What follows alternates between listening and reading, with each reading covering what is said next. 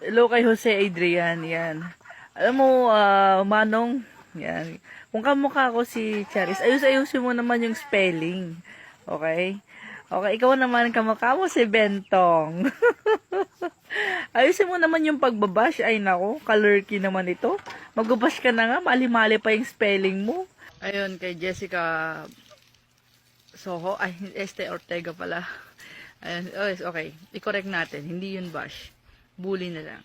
Alam mo yung kinokompera ka, di ba? Tas wrong spelling pa. Ayun, salamat. Yan, napansin kita.